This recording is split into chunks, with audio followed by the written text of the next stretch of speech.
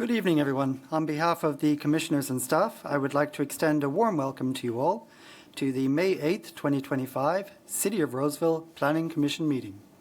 Please put all electronic devices on silent at this time. Agendas are available at the end of the staff table. If you plan to speak at tonight's meeting, please complete a blue speaker card, which is on the lectern in front of you, and return it to a staff member. As a reminder, Planning Commission meetings are broadcast live and replayed throughout the week on Consolidated Communications and Comcast. I will now call the meeting to order. Lupe, may I please have a roll call? Yes, Commissioner Brashears. Here. Commissioner Covington. Here. Commissioner Jensen is absent, excused. Commissioner Randolph. Here. Commissioner Unidad is absent, excused. Vice Chair Hagenjos. Here. And Chair Pryor. Here. I would like to invite Vice Chair Hagenjos to lead us in the Pledge of Allegiance. I pledge allegiance to the flag of the United States of America and to the republic for which it stands, one nation, under God, indivisible, with liberty and justice for all.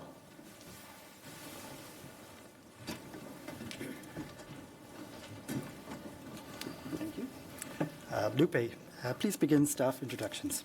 Good evening, Lupe Nelson, Recording Secretary. Good evening, Commission. Joe Speaker, Assistant City Attorney. Good evening, Chair Pryor and Commission. Greg Bitter, Planning Manager. Good evening, Chair Pryor and Commissioners. Derek Ogden, Senior Planner. Good evening, Planning Commissioners. Scarlett Marr, Associate Planner. And good evening, Commissioners. Matt Todd, Principal Engineer. Thank you. The public comment period is a time for anyone who would like to address the Commission on any item not on tonight's agenda. When addressing the Commission, please state your name for the record and limit your comments to 3 minutes. Is there anyone who would like to address the Commission on any item not on tonight's agenda? Hearing none, I will close the public comment period. Next, we have a consent calendar, which consists of routine items that may be approved under one motion as recommended in the staff reports. However, each item may be considered separately upon a request by the audience, Planning Commission, or staff. Tonight's consent calendar consists of one item, item 5.1, minutes from the March 13, 2025 Planning Commission meeting. Is there anyone on the Commission or in the audience who would like to pull an item off the consent calendar for separate discussion? Hearing none, may I have a motion to approve the consent calendar as listed? I'll make a motion. Second. Commissioner Brashears has made the motion and Commissioner Randolph has seconded the motion. Roll call, please. Commissioner Covington. Yes. Commissioner Brashears. Yes. Commissioner Randolph. Yes. Vice Chair Hagenjos. Yes. And Chair Pryor. Yes. Minutes are The minutes are approved. Next, we have requests and presentations. Before we begin, I want to review the meeting procedures. First, we will hear the staff presentation. Then I will take questions from the Commission. Then I will open the public hearing. Then I will open the public comment, and the public will have an opportunity to speak. Then I will close public comment. If needed, the applicant will be given an opportunity to provide a rebuttal. Then I will close the public hearing. The Commission may ask questions of staff. And finally, the Commission will consider this item and make a decision based on the information provided in the report from staff and the testimony presented during tonight's hearing. Item 6.1 is a request to adopt the Rocky Ridge Apartments Initial Study Mitigated Negative Declaration and Mitigation Monitoring and Reporting Program. Provide a design review permit and a tree permit for 1995 Rocky Ridge Drive. Scarlett, may we have your presentation, please? Yes. Good evening, Planning Commissions. The first item before you this evening is the Rocky Ridge Apartments project. So the project site is located on the northeast corner of South Kirby Way and Rocky Ridge Drive. The site is bordered by Linda Creek to the north and east, South Kirby Way to the south, and across Rocky Ridge Drive to the west are existing residential dwelling units and a commercial development. The site has a zoning designation of multifamily housing, R3, and a general plan land use designation of medium density residential with an allowable density of up to 12 units. As I'll discuss in my next slide in more detail, The developer is allowed 12 units per the land use, and additional 6 units by providing 2 affordable units on the site for a total of 18 units allowable on the project site. For background information, in 1979, the project site was created and had a land use designation of residential with 10 dwelling units per acre, so similar to this existing land use designation. Now, in March of 2006, the Planning Commission did approve a design review permit, as well as a tentative subdivision map and a tree permit to allow the construction of 9 single-family subdivision, and the project was never constructed, and unfortunately, the entitlements did expire. Today's request is a design review permit to allow for an 18-unit multifamily project on a 1.23-acre parcel. Now, under California law and the city's residential density bonus ordinance, a developer can build more units than permitted per the land use designation if they can include affordable housing units on site. The project does qualify for a density bonus because 2 of the units will be affordable, very low income, and 16 will be market rate. A condition of approval number 4 has been added to the staff report to ensure that developer does enter into an affordable housing agreement with the city. In addition to the design review permit, a tree permit is also being requested to authorize the removal of 42 protected oak trees from the project site. So as mentioned, the project will include an approximately 17,000 square foot, 2-story building with off-street parking stalls, landscaping, and lighting improvements as well. Access to the site will be provided by 2 new driveways, one along Rocky Ridge Drive and the second along South Kirby Way. The project site does include 27 parking spaces pursuant to the Roseville Municipal Code, as well as the California Government Code, would require a 26 parking stalls, so the project does exceed the minimum parking requirement. The project does also include landscaping along the frontage, throughout the parking lot area, and around the building where permissible. And as proposed, the project does exceed the parking lot shading requirement of 50% minimum. The project is proposing 57, so it does exceed the minimum parking lot shade requirement. On the screen are the proposed building renderings. So the building is designed with varying wall planes, roof forms, and pitches to add visual interest to the building from public right-of-way. The height of the building is approximately 30 feet tall at the roof peak, and the design does utilize materials that include both vertical and horizontal fiber cement siding, as well as smooth finish cement siding. As proposed, the color palette is a cool earth tone color with shades of blue and olive green. And as proposed, the building elevations are consistent with the zoning ordinance, as well as the community design guidelines, and is consistent with other development throughout the city. So as part of our review of the project, a site-specific traffic and access study was prepared by Fair and Pierce. The traffic study analyzed the project's trip generation and found that the project would generate approximately 121 new daily trips, 7 a.m. peak hour trips, as well as 9 p.m. peak hour trips. The study also looked at the proposed new 2 driveways, and based on the report, as well as the staff's recommendation, the following conditions of approval were added to ensure that the project complies with all city standards. So condition of approval number 23 will require that a right turn deceleration taper on Rocky Ridge Drive be installed, as well as condition number 24 would require that a raised median curb within South Kirby Way will prevent any left turns in and out from the project site. And condition number 26 will require a 200-foot long left turn lane into driveway 1. So as proposed, the project complies with the city standards as well as the traffic study recommendations. So in addition to the traffic study, an arborist report and tree inventory was prepared by a certified arborist for the project. The report did find 51 trees on site. Of the 51 trees, 1 tree was in good condition, 10 were in fair condition, and the remainder were either in fair to poor or poor condition. A total of 42 oak trees are proposed to be removed from the project site. And as part of our review, we did evaluate the site plan as well as the site design and the tree locations to determine if the feasibility of retaining any additional trees would be permissible. Based on the site's significant constraints as well as the irregular shaped lot, there is no area of the site where a building or access road could be placed to avoid any tree removal. So based on this, a total of 443 inches are proposed for removal from the project site. As part of the public outreach, city staff as well as the applicant attended the Maidu Neighborhood Association's meeting that was held in November. At the meeting, there were considerable discussion and concerns expressed by the residents related to the project. The residents expressed their concerns related to traffic, pedestrian safety, site access, parking, and tree removal. So we did take note of those concerns and, as a result, did condition the project as permissible to include site modifications to address the traffic and site access of the project. As required by the California Environmental Quality Act, an initial study leading to a mitigated negative declaration was prepared for the project, was also circulated for a 20-day public review period. During the 20-day public comment period, the city did receive 2 letters. So the first was submitted by the Maidu Neighborhood Associations Committee, and the second by the local resident. A detailed city response addressing each of their points was included as Exhibit C of the staff report and provided a response to every of their questions. As part of public outreach, early notification of the project was posted on the Arcona website in October. The notice of intent to adopt the initial study was also posted on the Arcona website in April, and the public hearing for tonight's meeting was mailed to all property owners in April, as well as published on the Arcona and published in the Press Tribune in April as well. As a result of those public notices, we did receive several comments from residents after the publication of the staff report.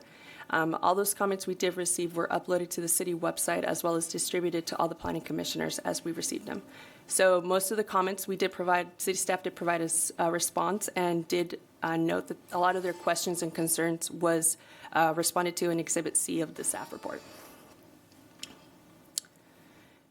So in conclusion, we do find that the project is consistent with the zoning ordinance, the general plan, and the community design guidelines, and we do recommend that the Planning Commission adopt the project as listed on the screen. This does conclude my presentation. I am available to answer any questions. Thank you. Thank you very much, Scarlett. Commissioners, are there any questions for staff at this time?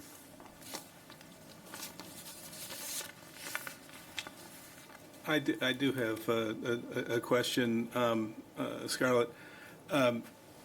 Related to the density bonus, it's my understanding that if the developer is willing to enter into an agreement with the city to keep, in this case, 2 of these units as very available for very low-income residents, that we're required by state law then to allow them to increase up to the 6 additional units, unless there's some exception that's very narrow and limited that really doesn't fit in this case. I just want to make sure I'm understanding that. Yeah, I don't know that there's an exception. So by providing 2 out of the, so initially the density allows 12 units. Mm-hmm. So 2 out of 12 is somewhere in the range of 16, 17%. Right. Once for very low, if you provide very low income units and you provide over 15% of those units as very low income, you're allowed a 50% density bonus. Okay. And it's both state law and codified in the municipal code. Right. As well, because as you know, over the years, when the state continually changes housing law, and the next item on tonight's agenda, you'll see some items where we're recommending more changes to the zoning ordinance.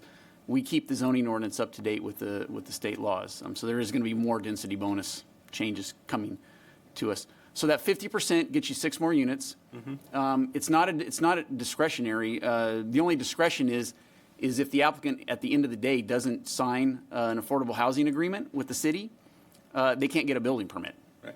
So it's a requirement, and it would lock those 2 units in for 55 years at very low income rates. Okay, thank you. Are there any other questions? I do have one question. With regard to the driveway and parking area, it looks like there's a 20-foot setback to the edge of the property. And then do we know how far it is from the actual trail that people walk along Linda Creek? In the traffic study, there's like a site plan that's been overlaid on the view with the creek showing. So if I'm understanding you, Commissioner, you're asking about the setback from the parking lot to the bike trail, the future bike trail?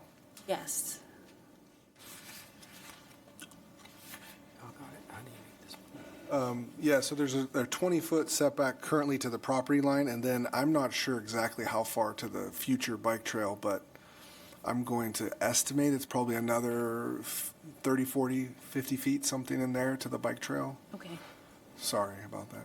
fine. Any other questions from the commission? I do have a question, but I don't know how well it can be addressed, given the fact that the 2 units provided for that bonus, what did that do for the tree count? It's the tree removal piece for me right now. Were there plans issued before that? Was it still the same total number of trees that they were looking to remove, or did this bonus increase that? I think if you built a 12-unit apartment versus the 18, Yeah. I think it'd be hard to say because we never That's what I evaluated a figured. 12-unit project. But you have to figure that the 2 driveway access points are at on Rocky Ridge. It's at the northernmost point, which you want it as far away from the intersection. So you're going to keep those driveway points as far away as possible. So then the building has to be inside that envelope.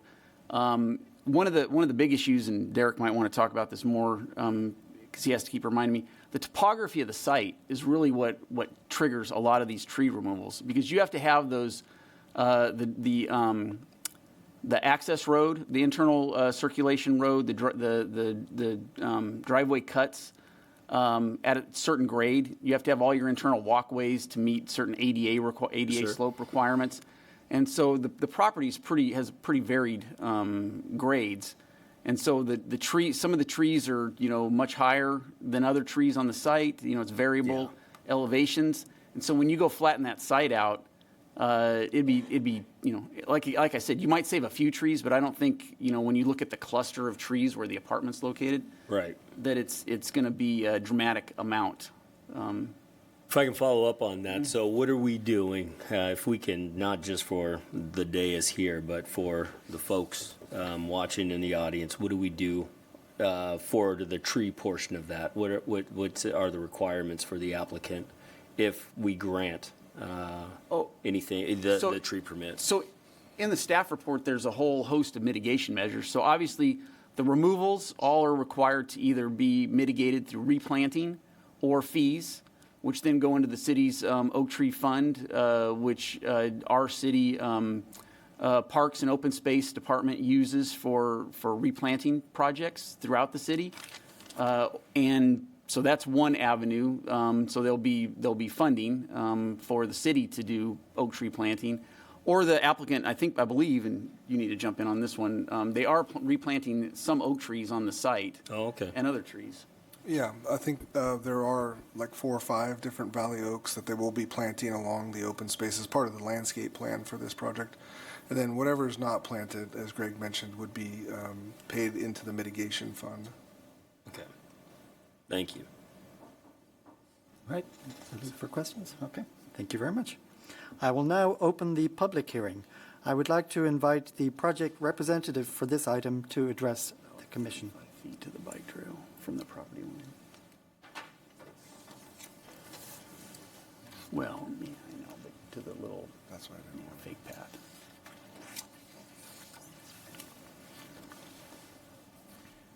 Good evening. I'm Sarah Labashi with DNS Development, part of the ownership and developer on this site for 1995 Rocky Ridge. A little quick bit about our company. We're based in Sacramento, local company, been around for 30-plus years. We've done a lot of historic rehab, adaptive reuse, and specifically commercial and residential infill sites. As mentioned, this project was previously entitled for housing, so we feel that the proposed project we present today is in line with that. And we find that with the commercial shopping center on the other side of the street, that this kind of fits in line with the transition from that commercial use adjacent to the residential neighborhoods adjacent as well. We see the demographic for these renters being people being relocated for work, especially medical professionals who might be coming here for the Sutter Kaiser expansions. Our units average 850 square feet, 2 bedrooms. And as far as something to point out with the oak trees as well, in speaking with the arborists, as mentioned in the staff report, about 70% of these trees are in major structural or health condition, so it'd be very difficult to preserve them as is. And we find that if in putting in lieu of fees and replanting, it's actually in better health and preservation of oak trees for the future. The funds that we put in can actually help other preserves with oak maintenance. If there's any other questions, I'm happy to answer as well. All right, thank you. Commissioners, if you could just hold on a moment. Are there any questions for the project representative at this time? Not at this time. I have a question for you. What are the estimated rental prices for the apartments? Do you know? Yeah, so we expect for the 2 bedrooms to start around $2,500 a month for the market rate units. Typically, I believe, based on today's timetable for the low income, they're around $1,000 a month. We have a low income project in Sacramento. Well, it's a mixed, it's low and market rate in a historic building.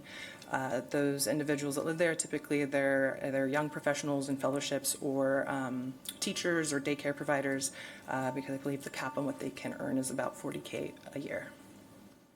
Okay, so 2,500. So it's quite a hefty amount, almost a mortgage payment.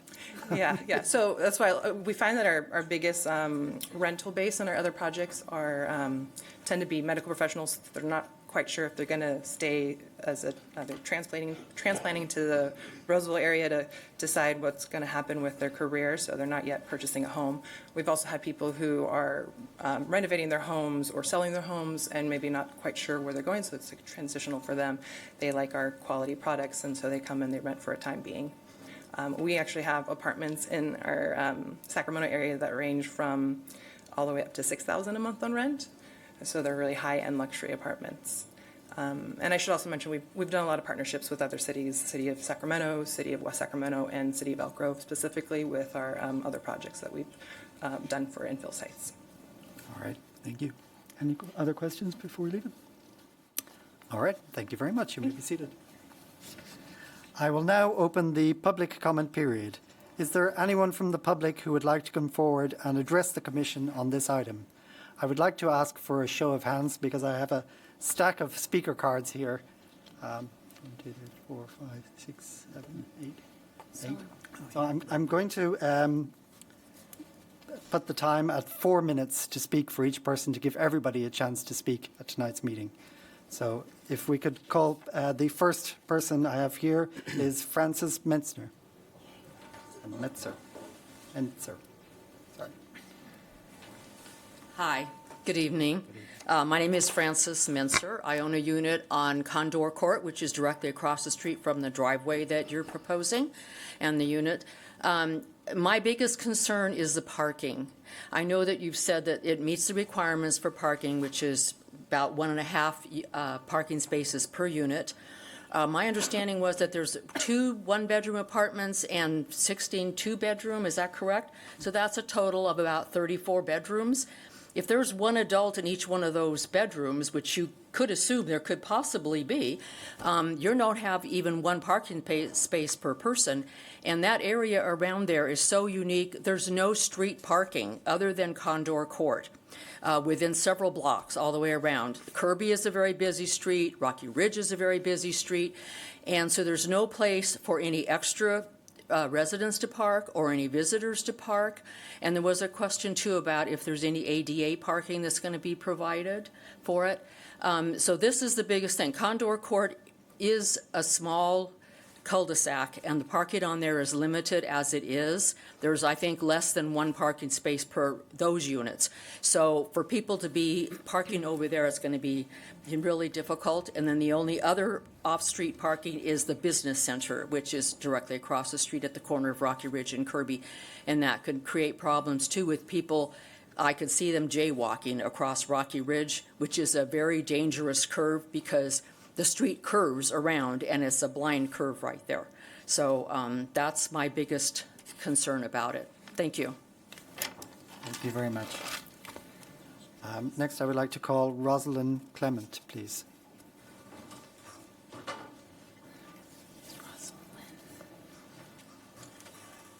Hello, I'm struggling with an allergy, so hopefully you'll be able to hear me.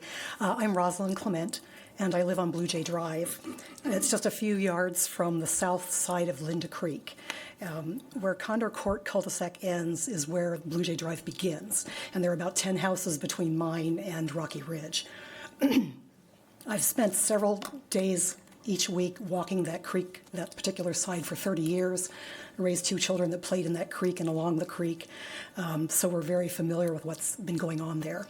I submitted a letter to all of you, which if you haven't received, please ask for your copy, because in it I address numerous concerns that aren't necessarily environmental. I thought tonight was just environmental. So most of my concerns tonight are those. It's unreasonable to assume that problems don't exist along the rest of Linda Creek, if not all our creeks. There's erosion that's been going on in our small stretch of the creek for the past 30 years. We've lost several 100-year valley oaks that were shading the creek, and the remaining trees that exist, their root balls are exposed, and high water every winter and undercutting, we call them the walking dead, they're now leaning, and those will soon be gone as well. Those trees shade our creek, retain our wildlife, protect our habitat, and we're losing them. So it doesn't appear, I could be wrong, but the city may not be taking seriously the need for these trees along our creek. Another example of that is we walked with city employees regarding the bike trail when it was first being proposed. We pointed out trees that were along the bike trail that we were very concerned about having come down.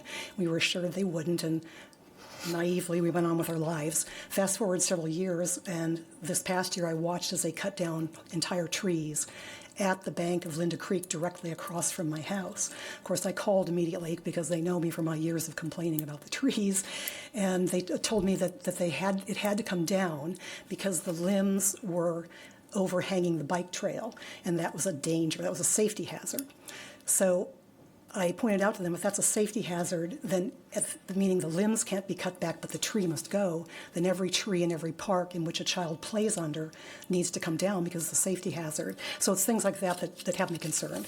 So I'm stating this background because fast forward to me reading that this project is going to take down 42 trees.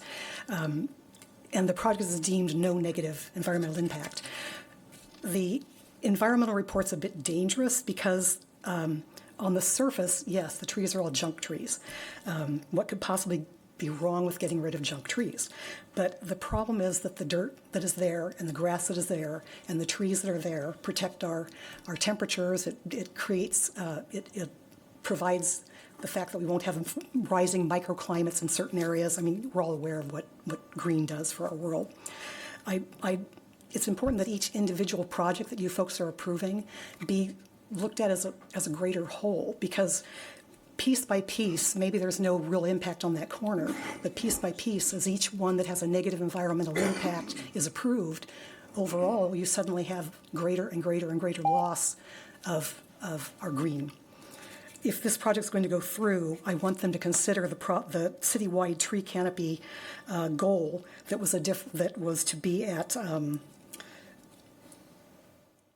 Let's see, at the time of the writing of the report for the Urban Forest Master Plan, the tree canopy was 15.7%, and our goal per our Urban Forest Master Plan is 35%. So I'm not sure if you're aware of that Urban Forest Master Plan. Many people aren't, but I want that to be taken into consideration.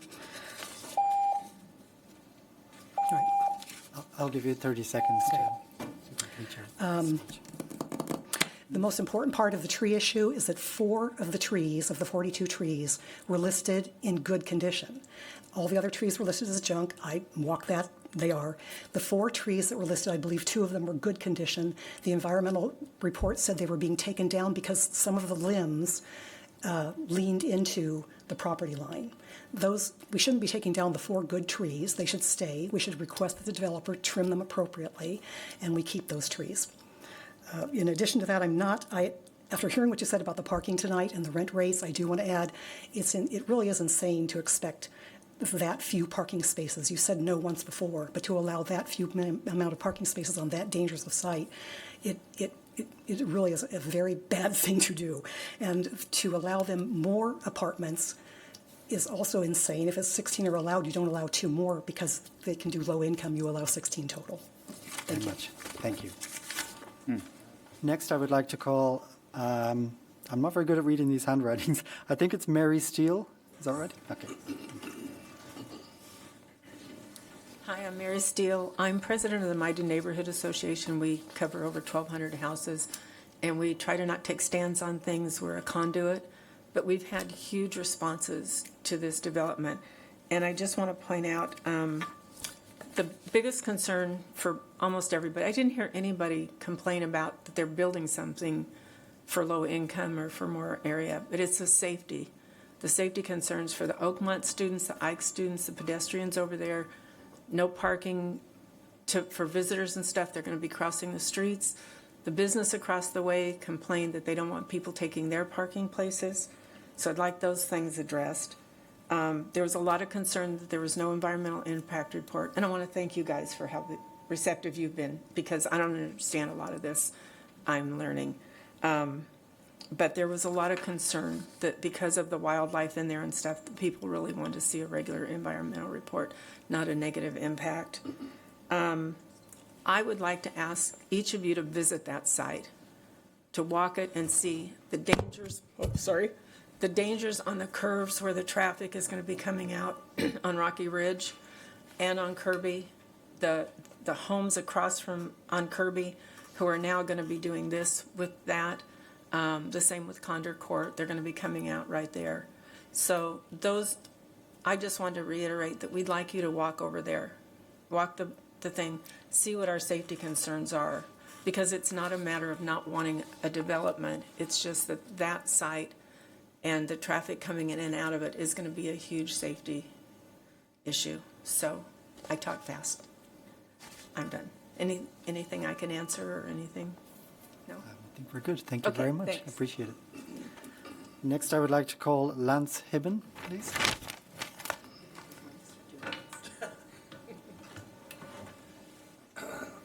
Good evening, commissioners, staff, and Sarah. I am representing the Mighty Neighborhood Association committee that was asked by the Mighty Neighborhood Association to serve as the conduit so that the city would have fewer people to really discuss and work with rather than 1,200 people altogether. I would like to say that there's just a quick comment. There were a cluster of, I think, 3 or 4 large oak trees that are near the site, and they came into question, and as far as I can understand, that those trees they're going to be preserved. So everybody, I think, is going to be happy about that. They're actually closer to where the bike trail is going to be. I also wanted just to say that I was going to echo the lady who lives on Condor Court about parking. During the period after the Mighty Neighborhood Association meeting in November of 2024, the question came up, what about visitor parking? Because the people that are living there, they're going to have people visiting, and there is no designated visitor parking there. And if they are expected to park elsewhere, as she already indicated, there's some real safety concerns. But I would like the staff to, or Sarah, to tell us what's the plan for visitor parking. We've asked that, and we haven't had a response to that. In fact, the packet that was given to you did not address that either. So that still remains a question mark. The other thing I wanted to discuss was the traffic study was pretty much largely dependent on the city's 2020 base travel demand model. The response from staff has basically said that model pretty much is sufficient in all its planning for this project, but the question pertained to Placer County projects. 3 of them are already in construction or completed, And one of them is Site 29, which is on Old Auburn Boulevard, which is exactly 1.7 miles from this location.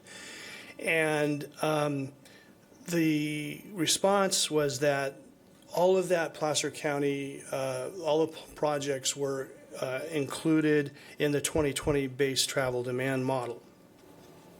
However, I don't understand how the model predicted the rezoning of Site 29, which basically takes a 4.8 acre lot with a single family home on it, and the county is going to build 96 high density housing units on that lot as part of their state of California requirements for increasing housing.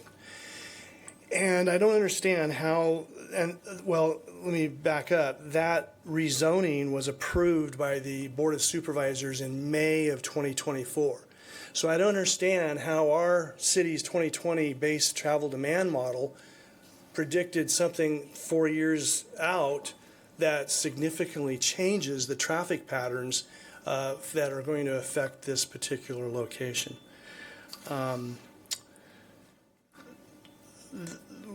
There was an effort to go onto the city's website to learn more about the model, but there really isn't there much available to learn more about it. So one of the other things that the traffic study did not do is perform a volume or speed analysis where they put the little sensors across the road and cars, drive over it and they count, cars and vehicles, trips. And that was not performed in the traffic study. Sorry, Mr. Hibben, I'll give you 20 seconds to sum okay. up your argument. So basically, to summarize really quick, I would like to know where visitors can safely park, if there are any other alternatives that are in mind. How did the 2020 base travel demand model predict the approval of this rezoning on Old Auburn that occurred on May 2024? And how do we know that the current travel demand model is current since it's dated 2020? And the website actually, the city website actually dates it as updated as 2017. So I would just like the commission to use prudence in considering these concerns. Thank you. Appreciate it. I would like to call Kathy Scott, please.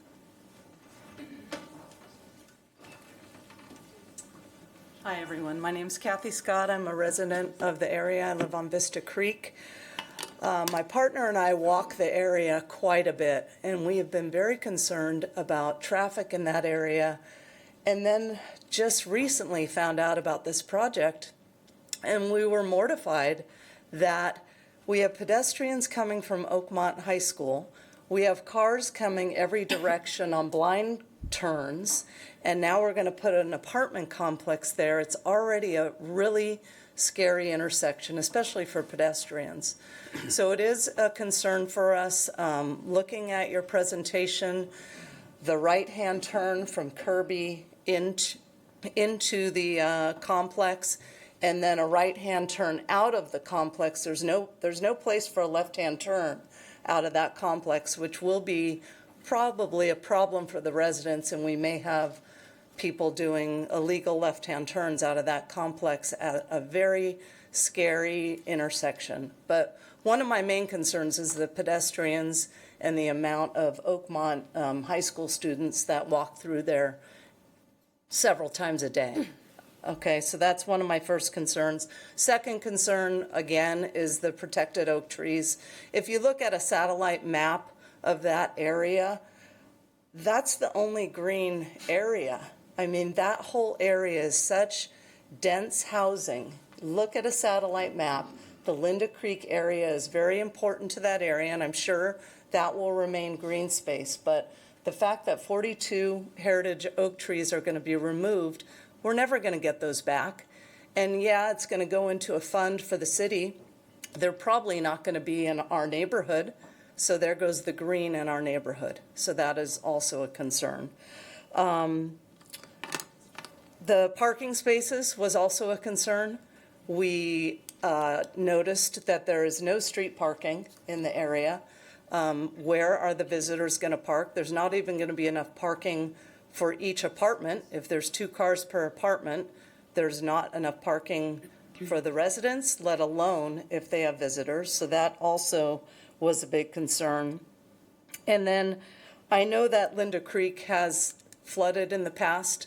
What's the justification for putting in an apartment complex on a creek that has flooded and caused major damage to the area and turmoil for city workers to try to resolve the problem? So I appreciate you listening. Major concerns, and I know I've echoed a lot of what other people have said, but as residents of the area, we are very concerned. Thank you. Thank you very much. Next, I would like to call Luann Warren. Luann Warren.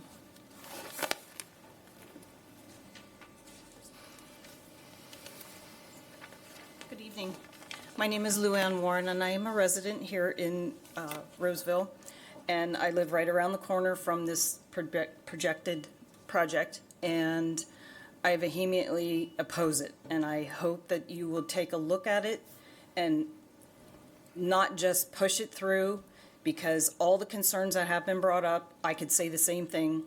I've walked those streets from my complex all the way down the corner and up to my due, and it is a dangerous corner already without having an additional blocked an intersection, because you're putting a 2-story building there that's blocking, and there are so many people that come in through that. They use Kirby and Rocky Ridge as a thoroughfare to get from Citrus Heights all the way over to the freeway, out to Antelope, the other side of Roseville, and it's just, there's no control over the speed with which the traffic goes. Speed limit signs mean nothing. The traffic just goes however fast they want to go. And we have no police presence to take care of that on this side of town. I am concerned about how close it is to the creek and the path that they're going to be the bike path that they're going to be putting in, and I just don't think that there's enough space. I would highly recommend that you take a much closer look at this project before you just say, oh yeah, sure, go ahead. Thank you very much. Thank you very much. Is there anybody else in the audience who would like to come forward and comments? Yes, that's no problem. Yeah, please come forward. If you could please fill out a blue card after you speak. I will. Thank you. Thank you for hearing me today, and all of the people that live in near where the project is planned. Could you please state your name for the record? Oh, I'm so sorry. I'm Jeanette Texera. I live on Condor Court. Okay, thank you. I would like to, I think it's Sarah Laboschi.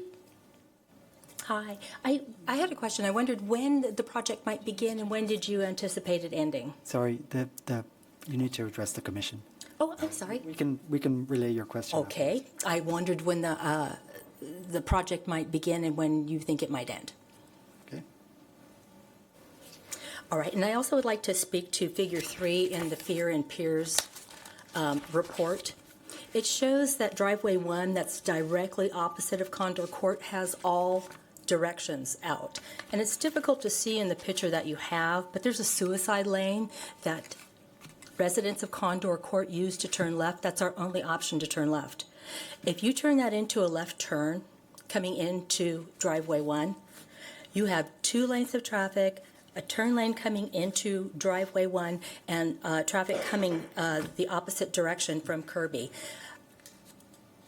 I don't think it's hyperbole to say there's going to be an accident. I hope it's not a pedestrian, but there's definitely going to be an accident. There's at 5. The report from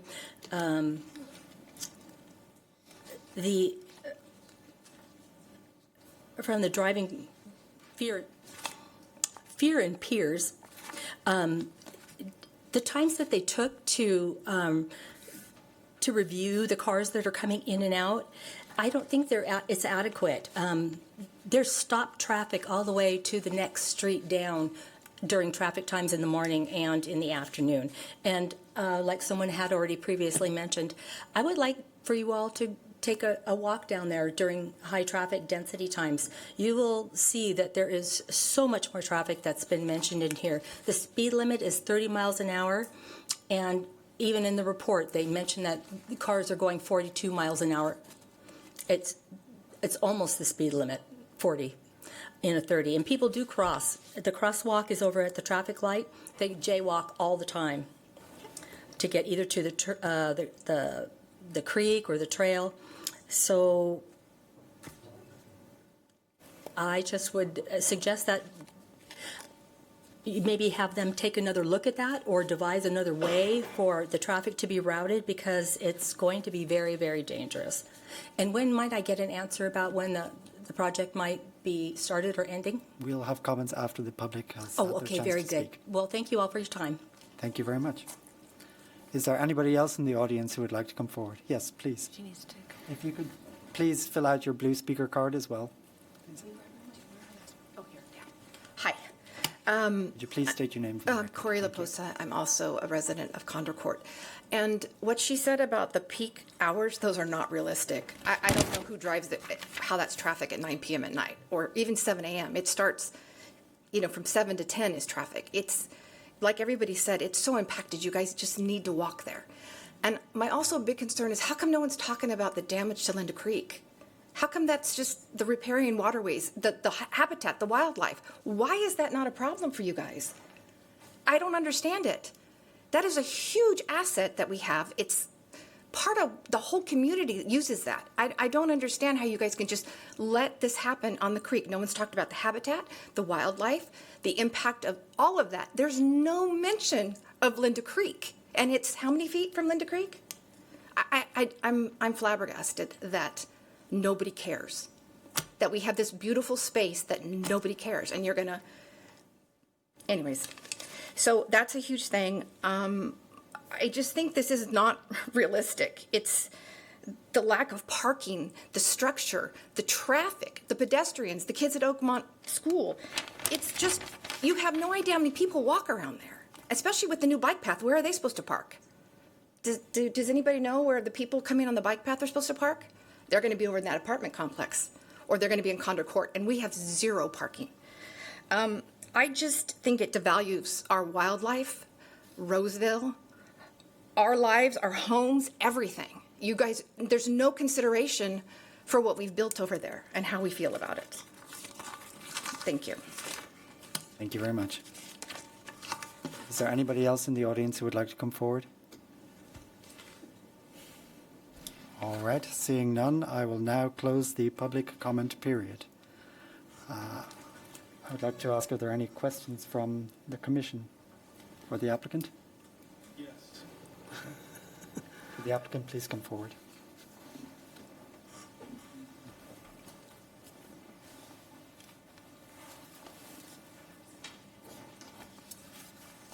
Well, first of all, let's ask the one question about when do you anticipate the project Yes. starting and how long? Yeah, typically to go through construction docs is about a year timing, and then construction itself would be 18 months on average, if everything moves forward.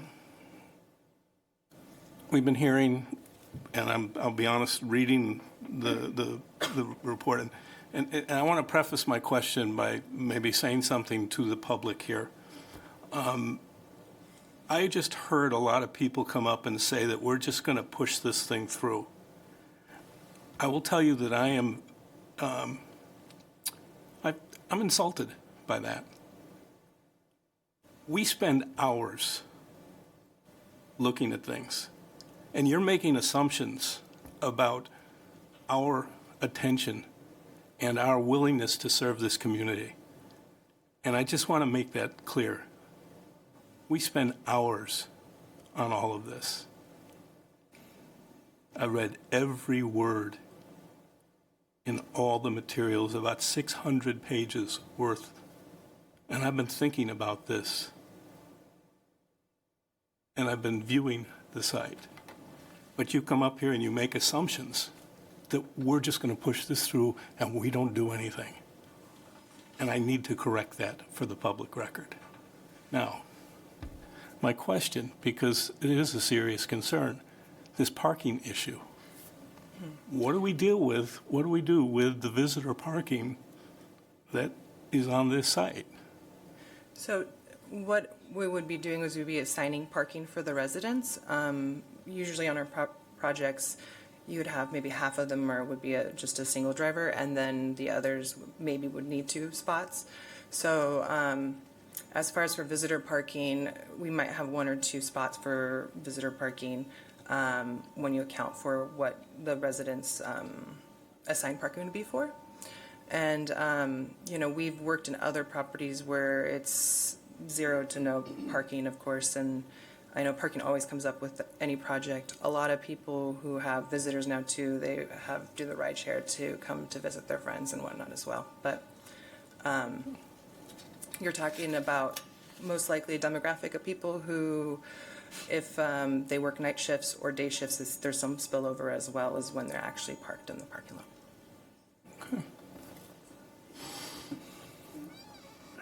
Are there any other questions for the applicant? No? And could I address a comment too from the neighbors, or is that? Yeah. Absolutely, yes, please. I know there's a lot of comments related to the creek, which we're not privy to necessarily, but and speaking specifically to the site, when you develop a site, you're meeting all the new state mandates, so there's bioretention and bioswales, and you do have to do a lot of erosion control for specific to the site. Again, I can't speak to what's happening on the creek, but in some ways when you're developing a site, you're improving how water control is being managed through the property as far as rainwater and runoff. And of course, we do want to protect as many trees as we can, but again, the site is impacted by, I know we had to remove a tree because of the bioswale, so it's kind of a double-edged sword. You're adding a bioswale, but you have to, according to the arborist, remove that tree maybe, or it's had a major health condition as well anyways, but just I want to kind of make a notation of that. All right. Thank you very much. Commissioners, are there any questions for staff at this time? I don't know if I have a question yet, or comments? but I do want to make some comments, partly for the public also. I used to live on Condor Court, so I totally know what you guys are going through over there. I now still live in the Sierra Gardens neighborhood, and I have 2 kids who go to Oakmont. And one of them is a new driver. He hasn't been in an accident yet, fortunately, and he's about to graduate, so he's done a good job for his first year driving. The other one rides his bike to school, and fortunately has been safe getting to and from. So I understand the traffic situation there. I drive through there going to work because getting on the freeway on Douglas right now is kind of gnarly with the construction Caltrans is doing. That's another topic. So the traffic situation was a concern. I did talk with staff about it, and the reality is the property's been zoned for development. It was never zoned to be green space. So with respect to what all of us want, which is natural habitat and protecting our environment, we also have to be respectful of the rights of property owners, right? So if you buy a property knowing you're going to be allowed to develop it, and in this case, develop it for residential, you have rights to do that. So in reading all the material and talking with staff and listening to all of you, I'm trying to balance being a community member, living in that neighborhood, being a parent to these kids who are walking to and from, and also being respectful of property rights. We all own property, and we don't want neighbors necessarily telling us what to do with it, right? So I just wanted to bring that to people's minds so that we can all be open-minded and try to come to solutions together. I did talk to staff about the Linda Creek Trail. It's not going to be for a while, but they are going to build it to where the trail has an Undercrossing, yes, Undercrossing? under Rocky Ridge. So in addition to the crosswalk that already has stoplight and crosswalk lights at the corner, there will soon be, or eventually be, an undercrossing to connect the Linder Creek Trail from one side of Rocky Ridge to the other side. So I think that will be helpful. And then as far as the visitor parking, we like to walk that area all the time as well. I sometimes walk to Sprouts to buy my groceries when I'm not buying a lot, and I can carry it home. But I wonder if, could we maybe think about a condition of approval to recommend some kind of visitor guide for the complex, to ask them to park somewhere where public parking is available that's walkable to the complex, perhaps park in Maidu Park. It's not that far to walk from Maidu Park to this complex if you're a visitor. So some kind of condition of approval to at least notify visitors of where they can park so that they're not creeping into the strip mall or Condor Court or somewhere else. Yeah, like I think that. if the applicant was amenable, we could add a condition asking them to post signage Some saying kind that, of signage or guidelines. public parking is available at Maidu Park. That'd be a little bit. We can do that. We can do that, Commissioner. Yeah. Every street is public parking. Yeah. Well, she's not asking for more parking on the site. I mean, you're just asking for information. This is just a piece so that it's common knowledge for folks pulling in there to know that if there's not a parking space available, there's a sign that says if you want to look for a public parking lot, you can go north on Rocky Ridge, and Maidu Regional Park has public parking. Right. I mean, it's just information. I don't see any reason why a couple signs couldn't be erected in the parking lot for that. We have to have a condition. Yeah, we can add that as a condition. I think if the applicant, I mean, they're nodding that they're amenable to that. We can absolutely add that as a condition. Just some directional signage to the nearest public parking. And maybe add not to disturb local residents. Yeah, I mean, we could do something. Yeah, we could add that. Any other comments or questions for staff at this time? Prior, can I just want to put something on the record, just address one of the comments that was made, and I'll let Matt, if I get off track, Matt, you jump in. But the comment about the rezoning application in the county. So I think if you looked at the city's response to some of the comments about all the projects in Placer County, this model, the city's traffic model, we don't update it for every project. It's not updated for every rezone, every project in the city or the county. It's updated on a 4 or 5 year basis. We're working on an update right now, and so whatever rezones the county has, whatever rezones the city's done in the last 5 years, those will all get baked into the new model. But this model looks at 500 traffic area zones in the city, and this is in the response, and 1,300 traffic area zones in outside of the city limits. So that could be Citrus Heights, Placer County, Sacramento County, et cetera. So, and it looks at full build out based on general plan land use designations of all these communities. So we take all the general plan land uses, make assumptions, high density, we make assumptions at 30 units an acre. Low density, we make assumptions at 5 units an acre. Commercial, we make assumptions at a certain floor area ratio, so a certain square footage. So there's all these assumptions baked into it. And it looks at the cumulative impact of build out. So when this region is built out, every vacant parcel that has non-open space, non-park land, has development capability is constructed. That is what the traffic model is looking at, how the traffic impacts. So that's why you see for this particular project, when it shows 9 p.m. peak hour trips and 7 a.m. peak hour trips, if you can think of when this is fully built out, South Placer County, Citrus Heights, Sacramento County, 9 trips is a blip. It's probably not even a blip.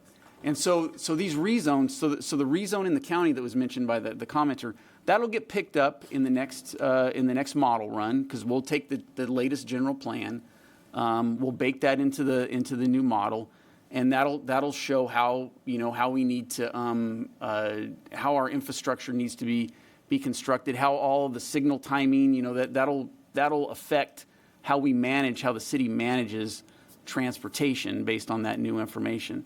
So while I agree that a rezone in 2024 was not included in the 2020 traffic model, the 2020 traffic model is looking at something that won't exist for 25 more years, most likely, possibly even longer. So it bakes in much more. So all these little changes that are going to happen in the next 25 years, we have to continually catch up on the model. So it's not a factor that a rezone that created a 90-unit apartment complex is going to have the significant impact on the traffic model assumptions. So I just wanted to and again, Matt, if I got something wrong on that. Well, and you didn't get anything wrong, but just to add to it, the 2020 model, that was just when the last time the model was looked at and ran was 2020, but it projects out to 2035. And so the model update that we're working on now, we're working in 2025, but that's going to project out to 2045.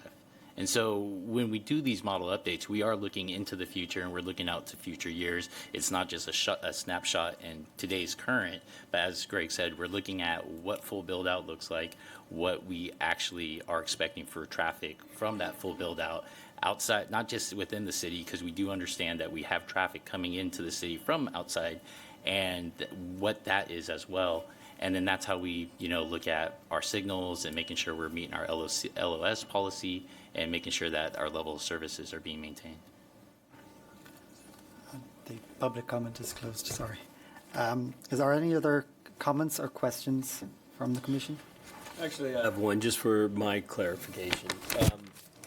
What do we do, or do we have anything going on with parking permits or anything like that in particular areas? I thought we had, and correct me if I'm wrong, like Royer Park area. The city, Public Works has a program where a residents on a street or neighbors on a street can petition to have parking permit. Right. Parking by permit only.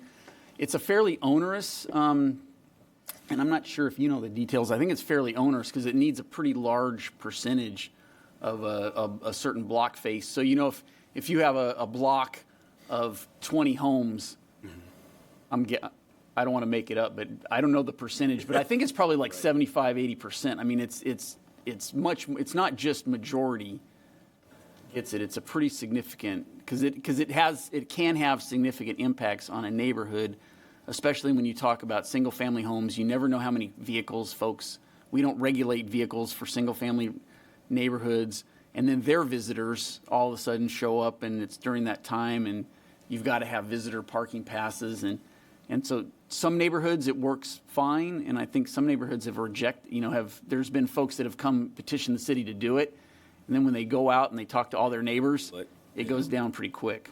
But it is an optional program. You just have to be prepared for the repercussions. Right. Okay. Yes. I'm gonna, and this is probably a question for the applicant, but I just want to make sure I'm understanding. In terms of the parking, in terms of the spaces that are there, will there be particular spaces assigned to particular units? That makes it difficult. You can come back again.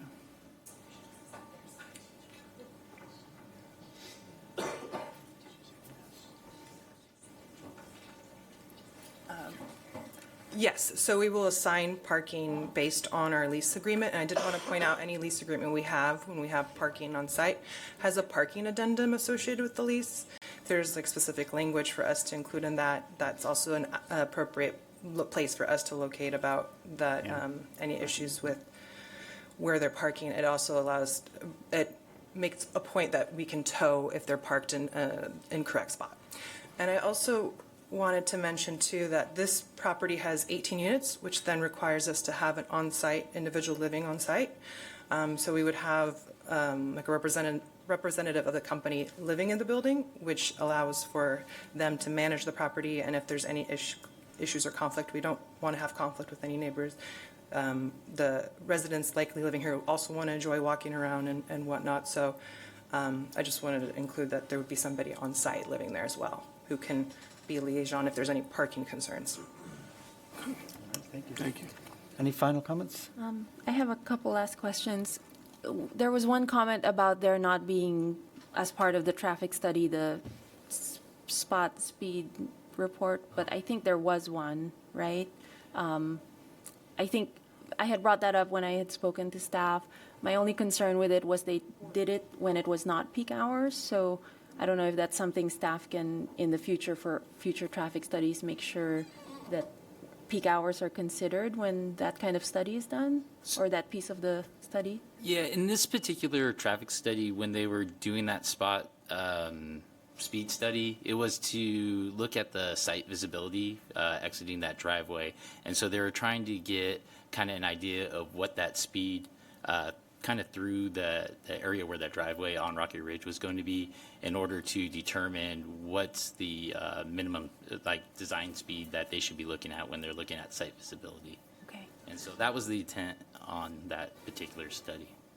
Okay, and then because it is true that there are people who speed through that intersection regularly, what is the recourse for the community to get either more police presence or some kind of help from public safety to help slow down the cars traveling through that intersection? We can talk with our traffic section and see if they can, discuss with the traffic police and see if there's a way to get some additional presence out there. And I think that's what we can do from our position. And they do that occasionally. They'll go focus on a particular corridor when there's enough concern. So we can talk to the Public Works traffic engineer folks and see if they can't work with PD. Can the public also reach out to PD directly or do anything like that to kind of raise The public can reach out to the city anytime they want. They can reach out to the Public Works Department, and they do. To be honest, I don't know about this particular neighborhood, but neighborhoods throughout the city routinely call our police department and call the Public Works Department asking questions or pointing out concerns with different roadway segments. And if I could add to that too, along the same lines with the police department, it's very common to get that request from citizens, and you've probably seen as you drive around town, you've seen I'll call them changeable message signs, but they're the portable ones that they do speed, and they'll tell you what your speed is, but they can also program messaging, and the police department has acquired those for this exact type of purpose. But as you can imagine, they're very popular, and so they have a process for intaking those requests from the public, how they prioritize those, and how they get those located out at certain sites, make sure it's obviously a safe place to put them, et cetera. But there's an entire process for that, and that's something they routinely do for exactly these types of concerns. Okay. Yeah. And then my last question was, somebody mentioned concern about flooding on Linda Creek. I don't think this property is in a flood zone or anything like that, right? The project's not within the floodplain, and our floodplain engineer did review the project and didn't have any concerns. They did, I think, look at kind of some of the parking lot areas to make sure that those weren't going to impact the floodplain, but the structure itself is totally, and the site is not within the floodplain. Thank you. And that's one reason there's the 20-foot landscape buffer around the perimeter from the property line on the Linda Creek side of the property. And beyond the 20 feet, there's also still additional space between that and where the trail actually Oh, yeah, goes, right? yeah. I just measured it, and it looks like there's anywhere, Derek was right on, it's like about 30. Well, we don't know the exact, Sure. when they put the new trail in, but the kind of the path that folks have worn in there, the natural walking path, it's about 30 feet from the property line. Thank you. Thank you very much. Any last comments? No? All right. I will now close the public hearing. Would anyone like to make a motion?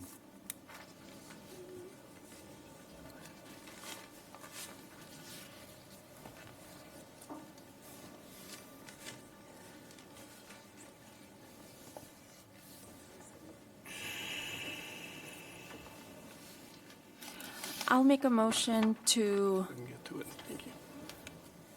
adopt the Rocky Ridge Apartment Initial Study Mitigated Negative Declaration and Mitigation Monitoring and Reporting Program, and adopt the 4 findings of fact and approve the design review permit study, subject to, this says 80 conditions of approval. Can we add the one about parking signage for public parking? 81 conditions of approval. 81 yes. conditions of approval, and adopt the 2 findings of fact and approve the tree permit study, subject to 20 conditions of approval for infill parcel 86B Rocky Ridge Apartments, 1995 Rocky Ridge Drive, file number PL 23-0351.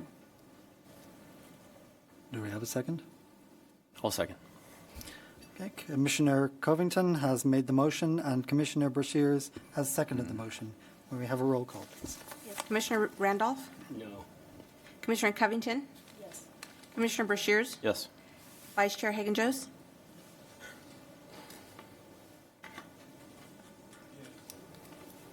Chair Pryor? Yes. The motion is approved. There is a 10-day appeal period for this item. Next, we have item 6.2. It's a request to consider and recommend that the City Council approve the ordinance amendment to Title 19 of the Roseville Municipal Code and review and provide comments on the ordinance amendment to Title 19 of the Roseville Municipal Code. Eric, may we have your presentation, please? Yes, thank you very much, Commissioners. So, as mentioned, tonight I will be discussing the City-Initiated Zoning and Subdivision Ordinance Legislative Update Project. So, as you know, every year staff reviews the zoning ordinance and any other ordinances to identify needed maintenance updates, including those needed in response to legislation passed in the previous year.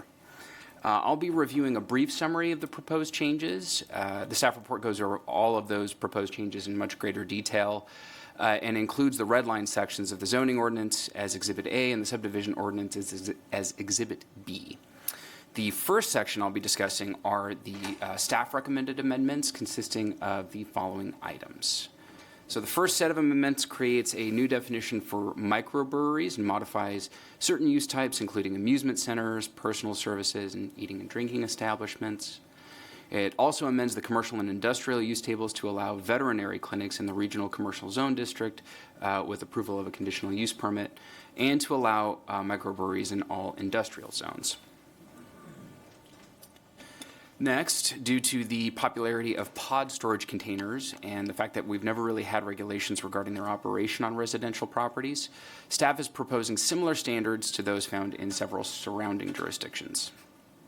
Also, due to the fact that in recent years staff has received applications requesting the use of shipping containers as accessory structures on residential property, as well as complaints from residents regarding their use on neighboring properties, staff is proposing an amendment that adds them to the list of prohibited accessory structures in all residential zones, as they're not customarily or ordinarily associated with residential uses. The next proposed amendment has to do with parking reductions for restaurants, as directed by this body at the March 13th Planning Commission meeting. Currently, the Planning Commission is the hearing body for these requests, but after staff analyzed roughly about 10 years of data, we discovered that the majority of the requests were asking for a reduction of less than 15% of the cumulative parking for the center in question. Therefore, due to the relatively low impact and kind of infrequent nature of these types of applications, we're recommending that the planning manager be the approving authority for any request of 15% or less. The Planning Commission would remain the approving authority for any request exceeding 15%. Similarly, the next update would also make the planning manager the approving authority for major project permit extensions. Again, this is just due to the relatively low impact and infrequent nature of these types of applications. The last staff recommended amendment is in response to community feedback about public noticing and to get out ahead of hopefully allowing members of the public more time to be aware of projects as they're coming in order to provide just earlier and broader public awareness. We're proposing that all applicants for projects that are subject to a public hearing must post a project notification on site before the application may be deemed complete. The criteria for these project notifications is outlined in detail in the red lines. The second set of amendments to the zoning ordinance are in response to the state laws passed in 2024, as well as one request from the Department of Housing and Community Development, or HCD for short. So first, AB 1801 requires that administrative and/or office space cannot occupy more than 25% of the total floor area of a supportive housing facility. AB 2694 and AB 3116 update the density bonus section, as Greg mentioned previously, as listed in your staff report regarding elder care facilities and student housing. SB 1211 changes the accessory dwelling unit section of the code, including an increase in the number of ADUs allowed on multifamily sites. In the case of an existing multifamily development, it's now possible for up to 8 ADUs to be built as long as there are at least 8 existing multifamily units. For any new proposed multifamily development, only 2 new ADUs would be allowed to be built. The last amendment is at the request of HCD. So HCD recently voiced concerns that since the minimum density of the high-density residential land use in the commercial corridor plans is 13 units per acre, it could potentially result in the underbuilding of sites. Staff analysis suggests that redevelopment of these sites with housing at 13 units per acre is extremely unlikely, primarily for financial reasons. This outcome wasn't anticipated in the planning of the commercial corridors in the first place because of that. To assuage the concern that HCD has, we're recommending that a footnote be added to the permitted use tables for each of the corridor plans, specifying that multifamily uses in the plan areas must have a minimum density of 20 units per acre, which is the density that HCD requested, with the exception of parcels that are a half acre or less in size, with an existing single-family structure built before 2025. The exceptions provided to protect the future intensification options for the handful of small sites that are zoned multifamily that already have a single-family home built on them, where meeting that density of 20 units per acre would likely require demolition of the existing home or would most likely otherwise involve cost-prohibitive improvements.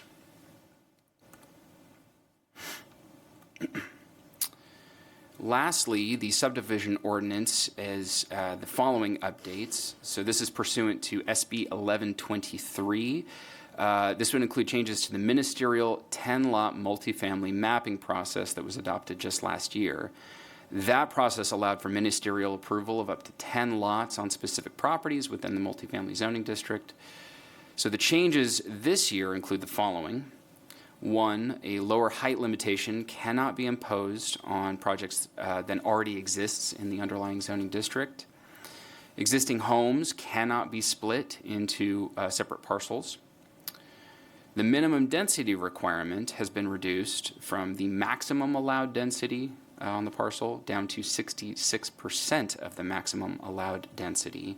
Again, similar to the housing element, if it's identified in the housing element inventory, instead of having to meet the maximum density that's outlined in the housing element inventory, it is now 66% of that default density. Lastly, it adds vacant single-family zoned parcels to the list of qualifying lands. Those parcels have to meet the following criteria. They cannot be greater than 1.5 acres in size. They can't be considered vacant if it's had occupied housing on it any time within the last 5 years. Newly created lots can't be smaller than 1,200 square feet. And again, with same as the multifamily zoned parcels, if a parcel has certain environmental conditions on it, so presence of wetlands, floodplains, high fire hazards, etc., it is not eligible for this process. So all of this to say, even with the revised eligibility criteria, the majority of multi and single family zone parcels throughout the city don't meet these minimum requirements. It's really still expected that only a small number of infill sites would be potentially eligible for the process. In terms of outreach, so staff discussed these proposed amendments at the Roseville Coalition of Neighborhood Associations, or our CONA board meeting on February 20th of this year. Board members had asked questions regarding the ministerial mapping process changes and the changes to the ADU section, mainly expressing concerns over the continued push for increasing housing densities. To date, no additional comments or concerns have been received from board members. And just to reiterate, at the Planning Commission meeting on March 13th, that's where the initial discussion regarding the parking reduction for restaurants was brought to the table. Staff was given the directive by this hearing body to consider establishing a threshold for commission review. And lastly, consistent with the noticing requirements for a citywide project, a public hearing notice was published in the Press Tribune, was posted on the Arcona website. No public comments have been received to date. And in terms of the environmental review, the project is categorically exempt from CEQA per section 15061B3, which exempts projects that have no potential to cause significant effects on the environment. So these are staff's recommended actions. And just again, as a reminder, we're only asking for review and comment on the subdivision ordinance because technically the Planning Commission is not designated as the hearing body for that ordinance. I'm available to answer any questions that you may have, and thank you very much. Thank you very much, Eric. Commissioners, are there any questions for staff at this time? Yeah, and we'd have to go back to, let's see. If we can go back maybe 3 slides. Is it the state law one, or the? Is it the? Let's go back another. Let's see if I can be smart enough to find it and keep going.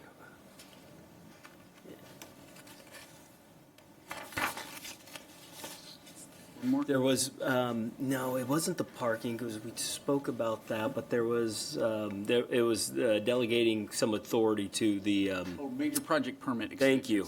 Yeah, thank you. What is roughly our numbers? You know, and I mean, we have a very competent, very good planning manager, so it's not in question. And Greg is great too. Yeah.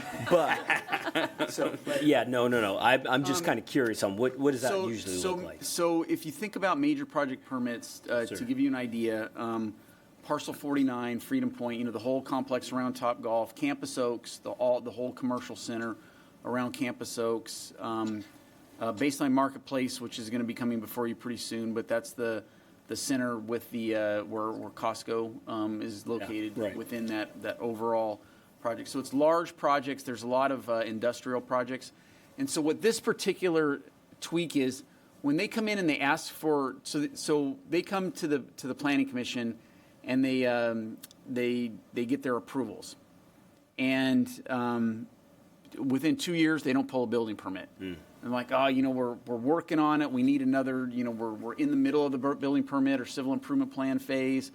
We need a small extension or a longer extension.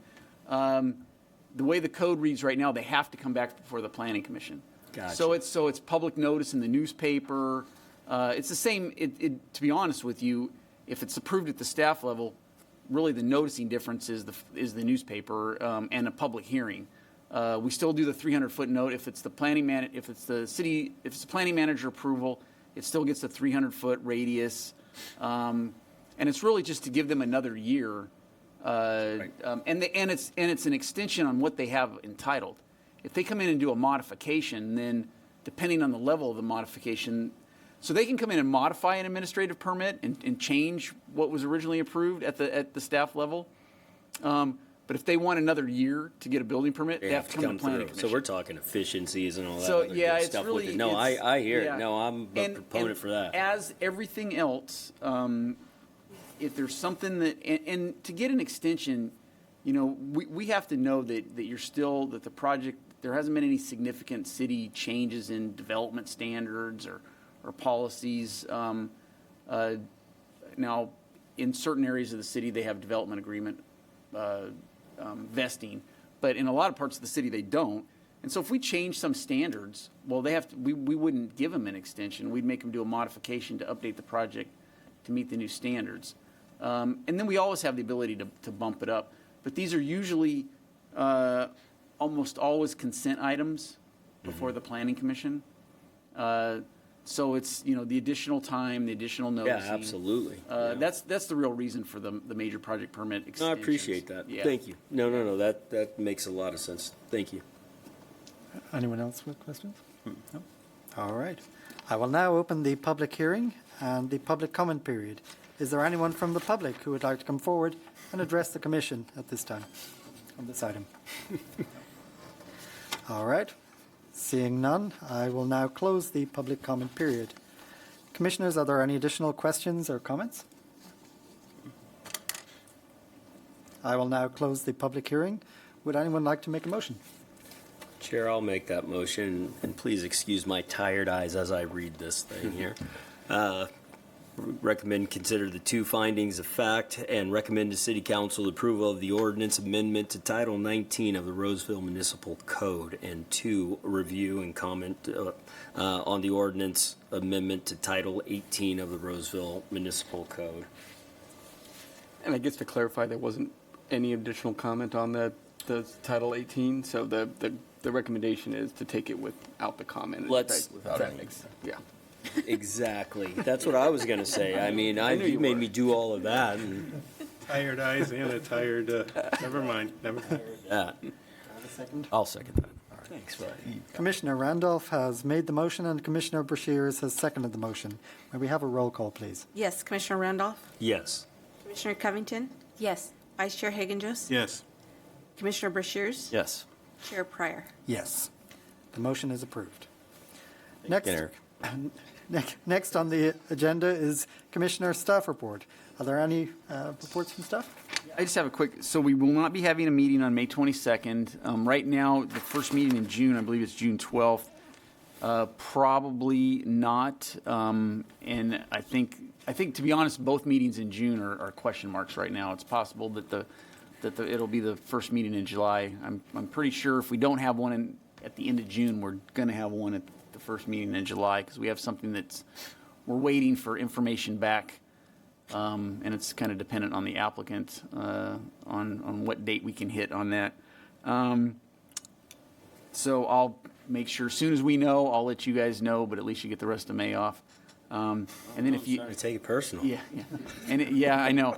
Well, I think the fall. I think we're the way things are going. Yeah, trust me. I hear you. Enjoy it while you can. And then I'll just make an editorial comment. If you thought those changes to the zoning ordinance based on housing law was good this year, wait till next year, because I think the legislature. How many housing bills? 70, 80, something like that. We can't even, we're having a hard time keeping our head afloat on tracking that stuff. But that's all I have for tonight. All right. Any final questions or comments from commissioners? All right. May I have a motion to adjourn? I'll make a motion. Second. All right. Commissioner Brashears has made the motion and Commissioner Randolph has seconded the motion. All those in favor? Aye. We are adjourned. Thank you very much, Somebody vote everyone. No on that.